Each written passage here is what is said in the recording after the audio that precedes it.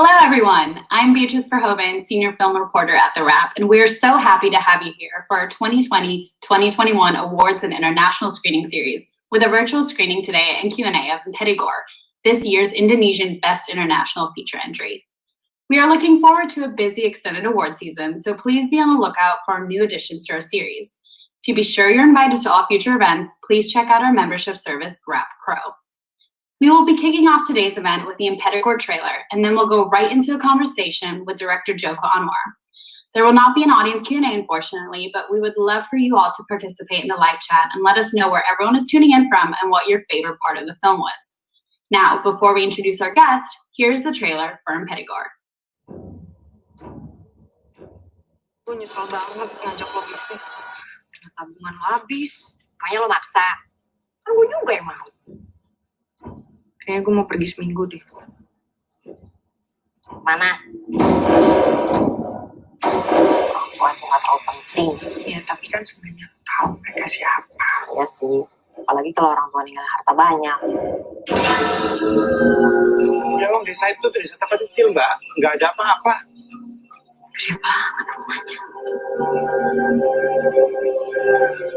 Sumpah banyak banget ya, bukan anak kecil.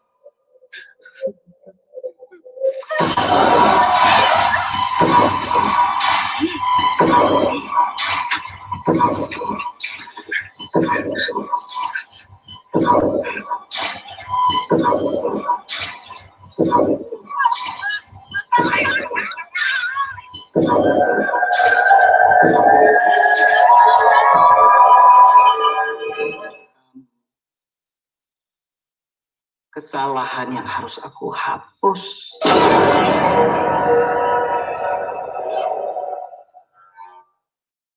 All right, welcome back. And it's my pleasure to introduce director Joko Anwar. Thank you so much for joining me today. Hi, Beatrice. Thank you for doing this. Of course. I know that it's early morning for you, so good morning to you. And I watched this movie this morning right when I woke up, when I was in the West. Perfect time to see it. It was a very interesting experience for me. Because it will brighten up your day, your whole day. But congratulations on Thank you so much. the film. I know it took 10 years to get made. Yeah, 10 years to get made. Yeah, incredible. And now it's an Oscar entry, which is incredible. Yes. Actually, we were about to produce the film 10 years ago, but at the time, I only made 2 films, and I thought the films is quite complicated storytelling-wise, so I thought I could wait just a little bit more time to make it. So last year we make it. It is quite complicated, I would say.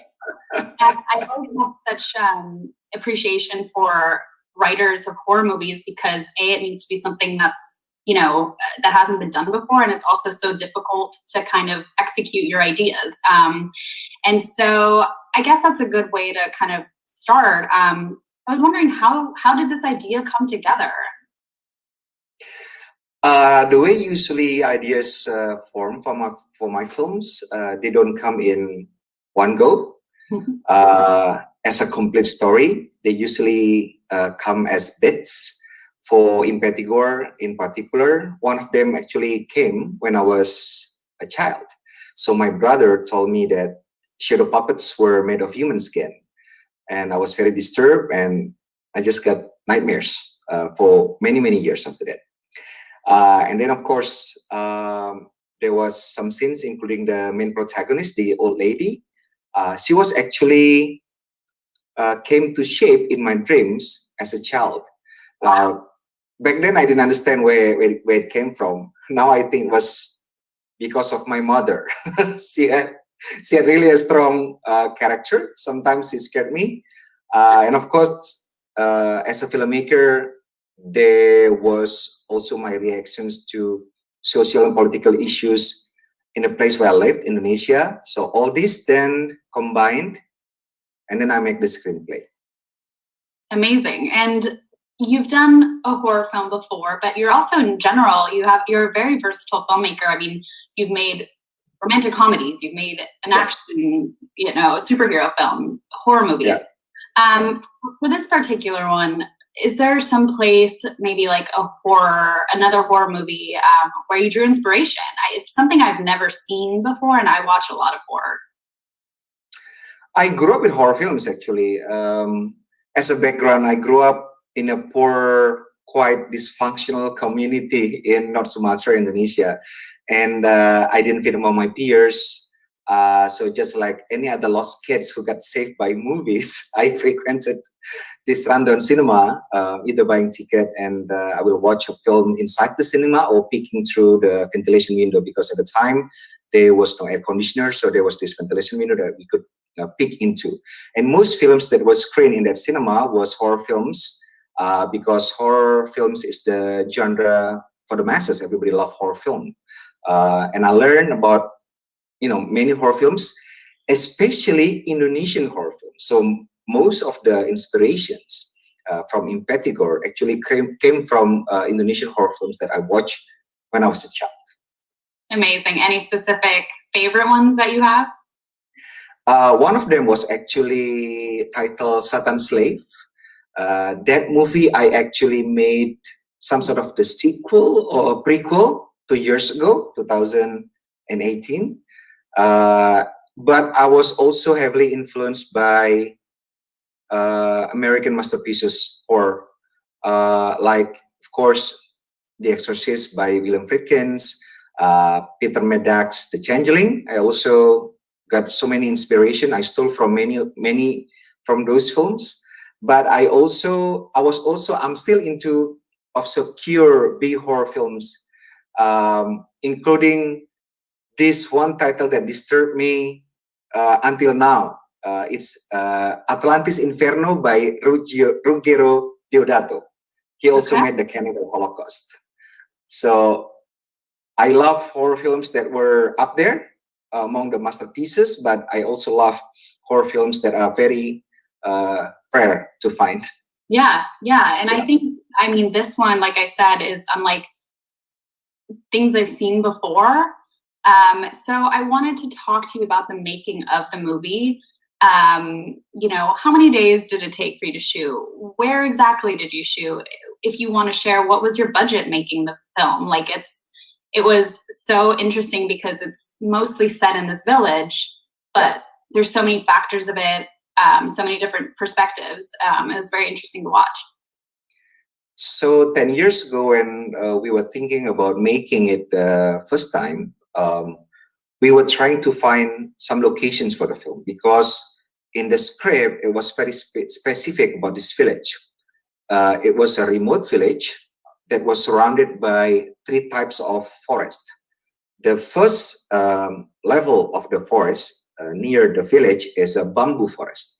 And then we got to this heterogeneous forest with many types of plantation. And then at the outer was the pine forest. To find a location that fit into the script was very difficult at the time, and we did not have the budget to do it. So that was one of the reasons why we could not film it 10 years ago. Yeah. So what happened was, when we decided to make it, we went to all over places in Java. The story was actually set in Central Java, but the film was actually shot in Central Java and Eastern Java, because we have to find all those forests. They were scattered throughout Java Island. We shot it in 29 days in 5 provinces. Wow. In 5 regencies. So we shot it. We were supposed to shoot it in 29 days, but at the first day of shooting, I got dengue fever. So I was hospitalized for 8 days. My blood cells was very low. I was almost gone. I almost died because I moved so much, because I still went to the toilet. But then this is funny, because my producer knew that I was very stubborn, so she hired a nurse from another city that looked like the headmaster from Matilda. She was very scary. So she gave me an ultimatum not to move. That's why, because I was so afraid of her, so I stayed in bed and I regained my strength. So after 8 days of hospitalization, I continued shooting. We resumed shooting. Oh my goodness. The village that we shot was actually a remote village. We spent 3 months looking for a village that can resemble the village in the script. We couldn't find it. And then we met someone who did so many hikings in the forest. And he told us that 2 years ago, when he was doing a hiking with his friends, he stumbled upon this village, very cut out from the modern world. The village was formed in 1941. They were made for workers who work in the plantation, the rubber plantation, for our Dutch colonialists. And since then, they lived there.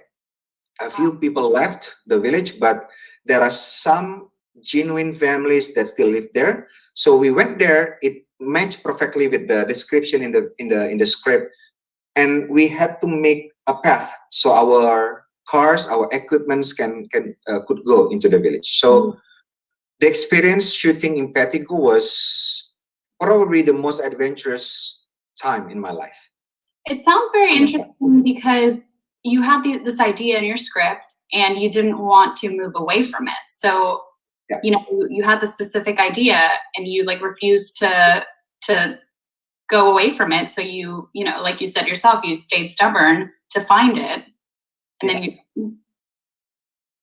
Yeah, because I think filmmakers have to stick to their vision, because when a filmmaker first start a project, they have these things to say, and things that they're trying to say through the films were formed through these visions, visually and with audio. So it has to fit that initial vision as much as possible, so the initial intention can be brought over to the audience. Mm-hmm. Right. Yeah. Yeah, and I thought it was very interesting and a very smart move. And I'm not a filmmaker, but I was like, this is actually really interesting. The fact that you kind of showed all the more gory, brutal scenes through that parchment wall. Sorry, what? The brutal, slashing, gory scenes you kind of showed through that parchment wall where the puppets are from. Yeah. I thought that was a really interesting choice. Was that in the script from the very beginning too, or did you kind of get to that as filmmaking went on? I'm very lucky because I write my own scripts, so I put everything in my vision in my script. So it was originally in the script. I'm not a fan of gore in films for the sake of being shocking or sensationalistic. Yeah. Sensational. Sorry. Yeah. But everything has to be in line with the storytelling and the character development. So actually, a lot of the violence in IMPETIGORE were done off screen. Mm-hmm. But since the film managed to create the atmosphere and characters that people care about, people actually visualize the violence in their mind. And I think sometimes violence on screen is effective, but most of the time violence off screen is also very effective to tell a story.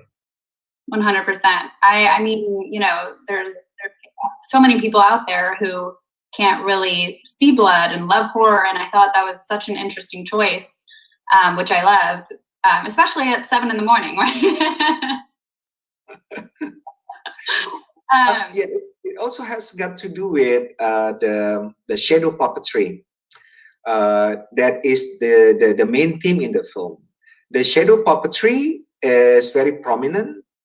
Culture is a very prominent cultural heritage in Indonesia, and the way that puppetry presented to the audience is by having the shadow cast into the screen using one source of light, which we try to mimic with the cinematography as well. So we have these puppets. They were made of skins, animal skin, and they were painted very beautifully. But the one that presented to the audience is not the beauty itself, but the shadow of it. That's one thing that really not bugged me, but fascinated me as a child, because why would we make such beautiful puppets? We paint them really beautiful, beautiful colors. And there were actually people who studied this and mastered the artistry of shadow puppets painting. But the one that we present to the audience is only the shadow. That's also the reason behind the violence with the shadow. Yeah, big thematic, I guess, symbolism there too. That's very interesting. And you talked about how the location scouting was a challenge, but I was wondering if there was a scene that was maybe harder to make happen than others. Was there one that was more difficult to kind of, get from the script onto the screen? I think the most difficult scene to film were the scenes where we have the cast hanging upside down. Because during filming, we don't do it in one take usually, right? So actors, Tara Basro and Marisa Anita, they have to be hung upside down for many minutes. And that is dangerous when it's not supervised by medical experts. So we took very great care of that scene. So we took one take and then we took the actor down to have them take some breath, and we will redo it, retake very carefully. I think that's one of the hardest thing. But also because we were shooting the film during very rainy season in Indonesia, so the forests, all of them were actually very muddy. So scenes involving people running or complicated camera setup or cars was very difficult to shoot because cars would skid. It was very hard to control, and actors had to run, and it was very difficult to follow with the camera.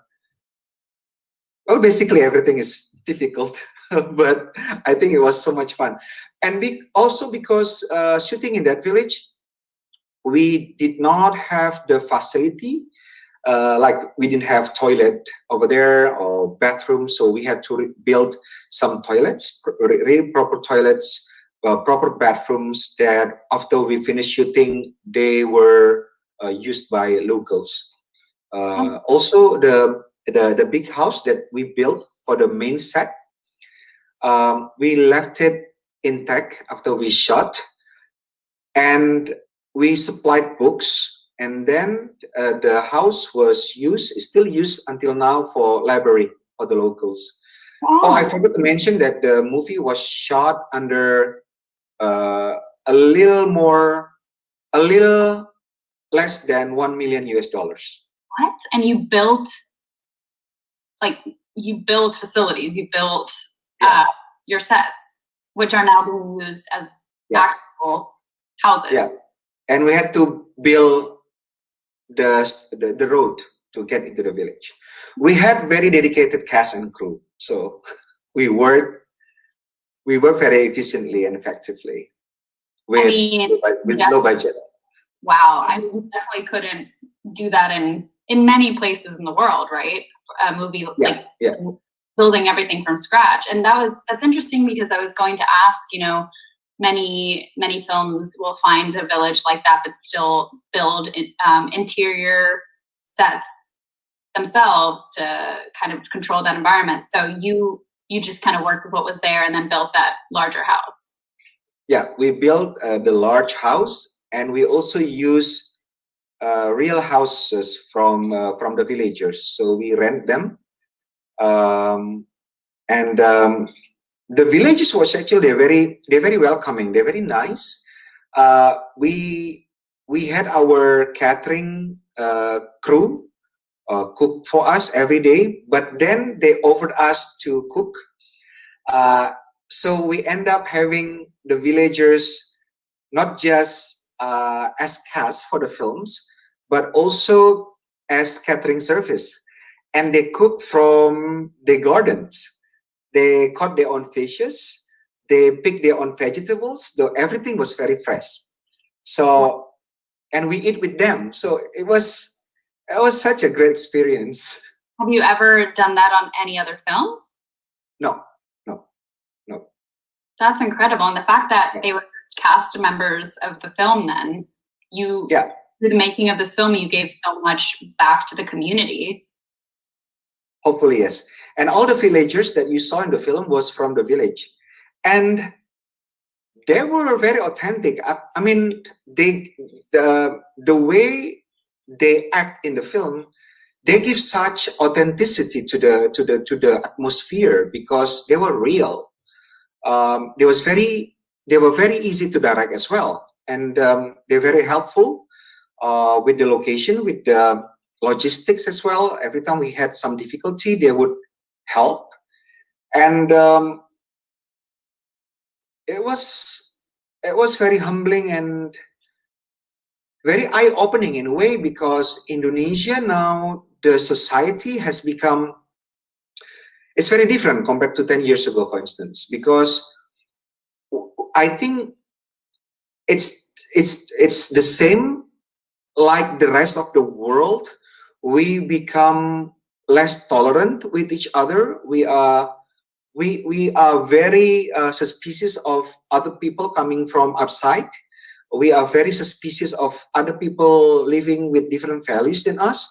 But these villagers, because I think because they were cut off from modern world, they're very tolerant. I mean, some of them were Muslims. Some of them, they don't have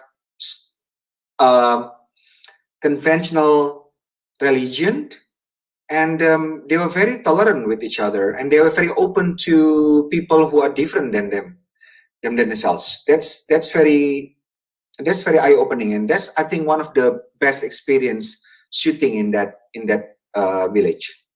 Yeah, that sounds pretty rare and hard to come by, because I feel like you said, if anyone came into a remote village, many would be like, let's keep them at bay. But the fact that they were so welcoming is very rewarding, I guess. Yes.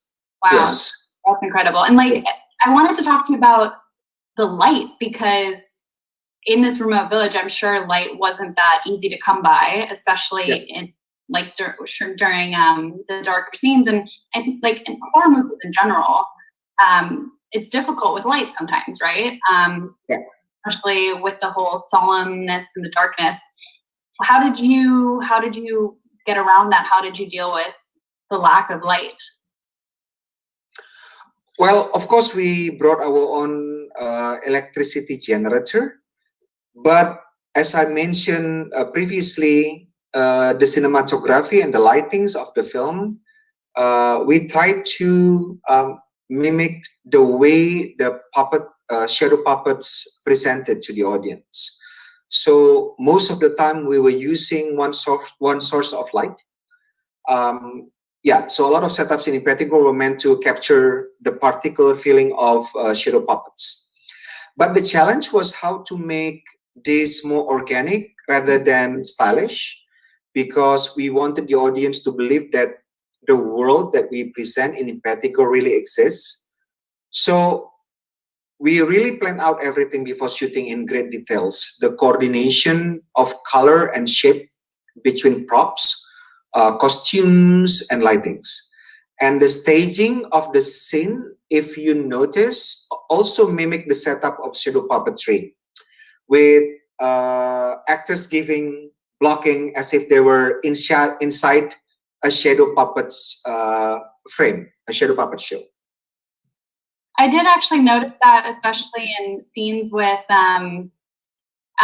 you know, two men, for example, that there was always someone kind of behind, and in the group shot, there was always, you know, one person in front, the rest in the back, kind of hidden. Yes. I definitely noticed that. Interesting. Yeah, and there were some shots actually was presented exactly how shadow puppets were shown, because the shadow puppet master would take 2 or more puppets and they played, and the rest of the puppets will be waiting on the side. So a lot of the shots were set up like that. Wow. And that was on script. Yeah. Wow. That's incredible. And I did want to point out, you know, because it is the Indonesian foreign language Oscar entry, it's very rare for horror movies to be an entry for the Oscars. I feel like it's been done, I don't even know, I don't want to, you know, say something wrong, but it's done very rarely. And if they do come from Asia. What did that feel like to you, to get the news, you know, that your movie was submitted and accepted, but also it being such a rare case? Well, like you said previously, my films were not just horror. I made comedy, I made drama, I made action even. And I have done all these films, and all of them use the same level of equipments, camera, the same crew size, and the efforts put into them are also the same. And sometimes horror even require more technicalities, thoughts, and brain power into them to make. So it's not just logical to consider horror movie equal like any other genre, but it's a must. It's just as important as any other genres in movies. So of course, the first time I got the news that my movies was submitted to represent Indonesia in the Oscars race, I was happy, of course, and very happy for my cast and crew. But I think the most important thing is to show to my audience and filmmakers, my fellow filmmakers in Indonesia, that there is no class in movie genre. Every genre is equal, and every genre require efforts and dedication the same as any other genre. And I think it's about time for any festivals or film awards to recognize this, that horror films is just as important as any other films from any genres.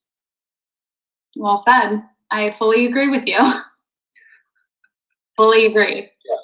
And I know, you know, we're running a little out of time, but I wanted to, like you just mentioned, and I mentioned before, different genres in your credits, and what's next for you? Are you sticking with horror for the time being, or are you going to go back to something completely different? I have several films in developments. One of them is drama. It's called Remarkable Things During a Killing. Okay. It's a drama that will depict the current social and political situation in Indonesia. And you also wrote the script for that? Yeah. Hey, all right. That sounds amazing. I can't wait to see that one. Hopefully, I can finish it really soon, despite this pandemic. I know. How have you guys been handling that? I mean, did you want to start development on that movie and you've kind of been pushed back, or? It was supposed to be produced last year, but we're still looking at situation right now. As a side note, before the pandemics, the Indonesian film industry was actually at its golden age. We sold most tickets last year, 2009, compared to any other year in history of Indonesian film industry. The admissions was 51 million admissions, compared to only 38 million admission in 2017. So Wow. trust in local movies were all-time high before the pandemic. But last year, 2020, tickets admission was down by 76%. But because we stopped when we were loved by local audience, I think it's not going to be very hard for us to restart once this pandemic is under control. Hopefully. But I think you're right, and I think that's a very hopeful and positive way to look at it, which I haven't really heard from anyone. So thank you for that. Yes, we have to be hopeful. We do. High, yes. We do. Well, thank you so much for joining us. Thank you so much, Beatrice. Thank you, TheWrap, for doing this. Really appreciate it. Everyone for joining us today. It was so great to have you all, and be sure to take advantage of our free trial to TheWrap Pro and be first to know about our upcoming wrap screenings and events. And you can also check back on our screenings page, screenings.thewrap.com as well. Thank you so much. Thank you. Bye.